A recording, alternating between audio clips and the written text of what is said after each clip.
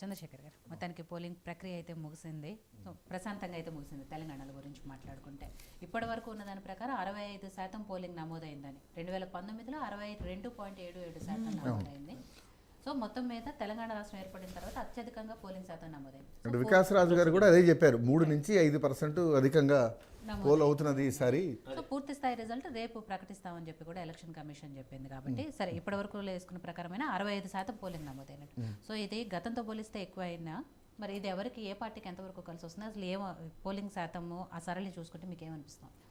Polling సరేలేంటమ్మా, Hyderabad నగరంలో 39.17 voting శాతం, ఏది 5 గంటలకు ముగిసే సమయానికి. భువనగిరి లాంటి ప్రాంతంలోనేమో 72.34 విద్యార్థికులు ఎక్కువ ఉండి ఇక్కడ తక్కువ. అక్కడ రూరల్ పాకెట్స్ నుంచి వచ్చేవాళ్ళ చోట ఎక్కువ. అంటే రాను ఈ ఎలక్షన్ల పట్ల ఈ విద్యావంతులు విముఖత పెంచుకుంటున్నారేమో అని మనం భావించాల్సి వస్తుంది.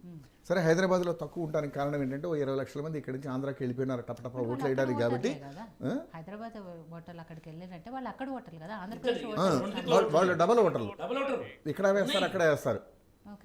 ఇక్కడ కుక్కడపల్లిలో తెలంగాణలో కూడా అంటే రూరల్ ఏరియాలో ఉన్నాయి, ఇక్కడనే రూరల్ ఏరియాకి పోయినరు తెలంగాణలో కూడా. కనుక హైదరాబాద్లో తక్కువగా ఉండడానికి కారణం ఏంటంటే ఇక్కడ నుంచి వాళ్ళ స్వగ్రామాలకు వెళ్ళిపోవడం. ఆంధ్ర ప్రాంతంకి వెళ్ళిపోయిన వాళ్ళు ఇక్కడ తెలంగాణలోని స్వగ్రామాలకు వెళ్ళిపోయిన వాళ్ళు ఉన్నారు. కాబట్టి 39.17 ఇక్కడ తక్కువగా నమోదైంది. అయితే గతంలో ఎలక్షన్లు జరుగుతుంటే ఖచ్చితంగా ఏదో ఒక చెదురుమదురు సంఘటన జరిగేది, పాత బస్తీ వార్తల్లో ఉండేది. ఈసారి అది కూడా వార్తల్లో లేదు, అది కూడా ప్రశాంతంగా సాగుతున్నట్టు. కమిషనర్ గారు చెప్తున్న ప్రకారంగాను రాష్ట్రంలో అసలు ఏ సంఘటనలు చెప్పుకోదగ్గవి లేవు, చెదురుమదురు సంఘటనలు అనే పద్ధతి కూడా లేకుండానే ఉంది. అయితే ఇవి జాతీయ సభకు జరుగుతున్న ఎలక్షన్లు కాబట్టి రేవంత్ రెడ్డి గారు నా పాలనకి ఇది ఒక రెఫరెండం, ఆయన అంటే ఉండొచ్చు కానీ అది రెఫరెండం అయ్యే అవకాశం ఉండదు. ఎందుకంటే హైదరాబాద్లో నీళ్ళు వస్తున్నాయా లేదా అనేది జాతీయ సమస్యలాగా గుర్తింపబడదు. మనం జాతి భద్రత, దేశ సమగ్రత ఇట్లాంటి అంశాల కోసం గాను దృష్టిలో పెట్టుకుని జాతీయ సభను ఎన్నుకుంటాం. మన ప్రాంతీయ సమస్యల కోసం గాను మన ప్రాంతీయ సభను ఎన్నుకుంటాం. కాబట్టి ఈయన ఇక్కడ చేస్తున్నటువంటి కొన్ని కార్యక్రమాలు ఇక్కడ వాళ్ళకి లబ్ధి కలుగుతుంది, కానీ దీన్ని రెఫరెండంగా భావించి మనం అన్ని చోట్ల ఎలక్షన్ అనుకోవడానికి లేదు ఇది. ఎందుకంటే అతని గవర్నమెంట్ కూడా 6 నెలలు కూడా ఇంకా కాలేదు. కాబట్టి we may not term it as a referendum to Revanth Reddy's government. But definitely this is a referendum to 10 years rule of Modi ji. 10 సంవత్సరాల వారి పాలనకి ఇది రెఫరెండం. ఆయన వెళ్తున్న ధోరణి కరెక్టా కాదా, ఆయన తీసుకుంటున్న నిర్ణయాల సబబా కాదా, ఇతనే మనకు సమర్థుడైన నాయకుడా అనేది తేల్చడం. ఇప్పుడు దేశవ్యాప్తంగా ఉండాల్సిన అంశాలే చర్చల్లోకి వస్తాయి. అందులో ఎలాగ ఇప్పుడు ముస్లింలకు రిజర్వేషన్లు, వాళ్ళు మేము ఇవ్వం, ఎవరన్నా రాష్ట్ర ప్రభుత్వాలు ఇచ్చుంటే వాటిని తీసేస్తాం అని వాళ్ళది ఒక స్టాండు. ఇది ఉండాలా లేదా? ఇప్పుడు నేను 4% ఇస్తాను, 6% ఇస్తాను, 10% ఇస్తానంటే వీళ్ళు స్టేట్ ప్రకటిస్తుంది రిజర్వేషన్ కాదు. సుప్రీంకోర్టు రేపొద్దున అడ్డుకునే ప్రమాదం ఉంది. రాజశేఖర రెడ్డి గారు ఇట్లాగే 4% ఇస్తానంటే సుప్రీంకోర్టులో కాదన్న అవకాశం అయిపోయింది కదా. ఇలాగ జరగచ్చు. కాబట్టి ఇది జాతీయ వాదం పైన, జాతీయ భద్రత పైన, జాతి సమగ్రత, జాతి సురక్ష, జాతీయ అభివృద్ధి మొదలైన అంశాలని తీసుకొని ఉంటాయి. ఈ ట్రెండ్ని గమనిస్తే పల్లెటూరులో వాడికి ఉన్నటువంటి జాతీయ భావన పట్టణాల్లో వాడికి లేదు అని తెలుస్తోంది. వాడు మనం చదువుకోలేదు, అనాగరికుడు, వాడు ఓటు వేయడానికి బొమ్మలు పెడదాం, మనుషుల పేర్లు కూడా చదవలేడు అని ఎవరినైతే మనం తక్కువగా చేసి చూస్తున్నామో అతను తన హక్కును వినియోగించుకొని తన ప్రతినిధిని ఎన్నుకునే హక్కుని వాడుకోవడానికి దూరభారాలు కూడా వెళ్తున్నాడు అనేది గ్రహించాలి మనం. హైదరాబాద్ నుంచి ఈరోజు ఆదిలాబాద్లో ఉన్న ఒక గ్రామానికి పోతున్నాడు ఒక రోజు ముందంటే అతను తన బాధ్యతగా దీన్ని గ్రహించాడని అర్థం. ప్రభుత్వం నుంచి నాకు ఒక స్కాలర్షిప్, ప్రభుత్వం నుంచి నాకు ఒక వెల్ఫేర్ స్కీమో వస్తుంటే అది నా హక్కు, ఈ ప్రభుత్వాన్ని ఎన్నుకోవడం నా బాధ్యత. హక్కు బాధ్యత రెండు అతను గుర్తిస్తున్నాడు భారతీయ పౌరుడని అర్థం, పౌరుడిగా. మన విద్యార్థికులు ఏం చేస్తున్నారంటే కావాల్సిన హక్కులు పొందడం మా హక్కు అనుకుంటున్నారు, ఎన్నుకోవడం మా బాధ్యత అని గ్రహించట్లేదు. ఇది ఒక ఫ్రీగా వచ్చిన హాలిడే అన్న భావనగానే ఉంది. ఇంకా ఏంటంటే ఈరోజు మధ్యాహ్నమును సాయంత్రం కనుక ఐపీఎల్లో 2 పెద్ద మ్యాచ్లు కనుక ఉంటే ఇంకో 10% తగ్గి ఉండేదేమో. మధ్యాహ్నం కనుక మ్యాచ్ ఉంటే ఏ ముంబై వాళ్ళకి చెన్నై వాళ్ళకో ఏ బెంగళూరు వాళ్ళకు చెన్నై వాళ్ళకో మ్యాచ్ ఉంటే అన్నీ మానేసి దాని దగ్గర కూర్చుందరు, ఇంకో 10% పడి ఉండేది. అంటే ప్రాధాన్యాలు మారుతున్నాయని అర్థం. ఇండియా వేరు భారత్ వేరు అని మనందరికీ తెలుసు.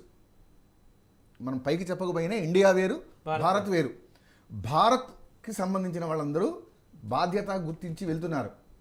మనం ఎలైట్ అనుకుంటున్న ఇండియా వాళ్ళు దీన్ని తమ బాధ్యతగా భావించకుండా వచ్చిన ఒక హాలిడేగా భావిస్తున్నారు. ఆదివారం సెలవు వచ్చింది, దాని ముందు సెకండ్ సాటర్డే సెలవు వచ్చింది, ఇప్పుడు సోమవారం రోజు నాడు ఎలక్షన్ వచ్చింది, ఒక 3 డే ప్యాకేజ్ లాగా. ఇది మనం కొంచెం ఆలోచించాల్సిన అంశం. ఇందాక అన్నగారు చెప్పారు, వీటిని లింకప్ చేయొచ్చు. ఆధార్ కార్డుతోటి, పాన్ కార్డుతోటి ఈ ఓటర్ కార్డుని కూడా లింకప్ చేసి పెడితే ఖచ్చితంగా ఎవడు ఓటేయాలో వాడే ఓటేస్తాడు. ఇంకోడెవడో వచ్చి ఇంకోటేటు వేసే అవకాశం ఉండదు.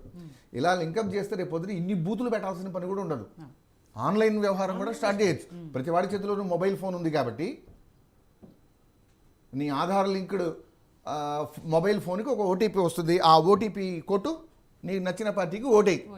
అంటే ఒకటి బదులు ఇంకోటి వేయకుండా ఆధార్ లింక్డ్ ఫోన్ నెంబర్కి మొబైల్ ఓటీపీ పెట్టచ్చు. రేపొద్దున సంస్కరణలు అట్లా జరిగితే ఇంకొంచెం పెరగచ్చు కూడా. అప్పుడు ఈ లెక్కలు వేయడానికి ఇంకో రోజు తీసుకొని దానికి 10,000 మంది పోలీసులు, ఈ జనం కూడా అవసరం లేదు. ఇవాళ 5 గంటలకు ఓటింగ్ అయిపోయిందంటే 5:30కి అదే లెక్క ఇచ్చేస్తుంది. డేటాబేస్ కదా, చక్కగా లెక్క ఇచ్చేస్తుంది. ఆ దిశలోకి పోవాల్సిన అవసరం ఏర్పడుతున్నదేమో అనిపిస్తుంది ఈ హైదరాబాద్ లాంటి వాళ్ళ ఓటర్ పర్సంటేజ్ చూస్తుంటే. ఏదైనా మొన్నటిదాకా అధికారంలో ఉన్నారు టీఆర్ఎస్ వాళ్ళు, మన బీఆర్ఎస్ అనండి టీఆర్ఎస్ వాళ్ళు. ఇప్పుడు 6 నెలలుగా అధికారంలో ఉన్నారు ఇక్కడ కాంగ్రెస్ వాళ్ళు. 10 సంవత్సరాలుగా కేంద్రంలో అధికారం ఉన్నారు బీజేపీ వాళ్ళు. ఆ ముగ్గురు లాగర్ హెడ్స్లో ఉన్నది స్టేట్ ఇదే. ఇంకెక్కడ కూడా 2 అధికార పక్షాలు ఒక చోట పోటీ పడట్లా. మన దగ్గరే నిన్నటిదాకా ఉన్నవాడు, ఈ రోజు ఉన్నవాడు, ఇప్పటిదాకా దేశవ్యాప్తంగా ఉన్నవాడు 3 లాగర్ హెడ్స్ పడుతున్నాయి. 17 ఎవరి లెక్క చెప్పినా కూడా 16 చెప్పుకుంటున్నారు. 17 అయితే ఆయనకి గుత్తగా రాసిచ్చినట్టే, వాళ్ళ నాయన నుంచి ఆయనకు వచ్చేసినట్టు గుత్తగా రాసిచ్చేసినట్టే అంటున్నారు. ఆమెమో ఊరుకునేలాగలేదు. ఇప్పుడు ముసుగులు కూడా తీసి చూస్తోంది కరెక్ట్ ఓటర్ వస్తున్నాడా లేదని. 2009లో పాత మలక్పేటలో ఒక బూత్లో ఇలాగే నేను ఒక ఆమెని నువ్వు ముసుగు తీస్తే తెప్పించి నేను నిన్ను ఓటేయని అన్నానని నన్ను ఆ రోజు డ్యూటీలోంచి తీసేశారు. చూడండి, నేను పోలింగ్ ఆఫీసర్, నన్ను డ్యూటీలోంచి తీసేశారు. ముస్లిం ఆవిడకి ముసుగు తీయమంటావా నువ్వు అని.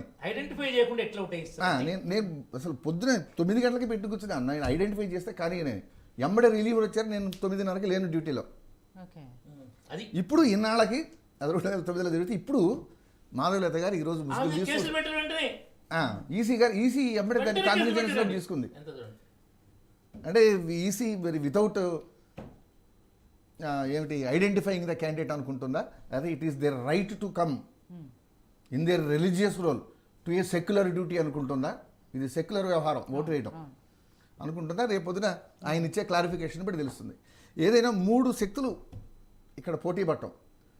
ఒకటి అధికారంలో ఉన్నది, ఒకటి అధికారంలో ఉండి సంపాదన ఉన్నది, ఇంకొకటి కంప్లీట్గా అసలు ఎలక్టోరల్ బండలో పుట్టలుగా డబ్బులు సంపాదించుకుంది 10 సంవత్సరాల అధికారంలో ఉన్నది అనుకున్నవి 3 లాగర్ హెడ్స్. ఇది మన దగ్గర ఉండే రిజల్ట్ ఒక సూచిక అనుకోవచ్చు. దేశంలోని మిగతా వాటికి సూచిక అనుకోవచ్చు. మిగతా చోట 2 పోటీలు పడుతున్నాయి, మన దగ్గర 3. మన పక్కనేమో జమిలీ ఎన్నికలు, మన దగ్గరేమో కేవలం దీనికే, వాళ్ళకి జమిలీ ఎన్నిక, వాళ్ళ సమస్యలు వేరేలాగుంటాయి. అది ఆ అంశం వచ్చినప్పుడు దాని జోలికి వద్దాం. ఇంకో అరగంట ఆగి ఈసీ గారు మనకి ఏం రిపోర్ట్ ఇస్తారు అనే దాన్ని బట్టి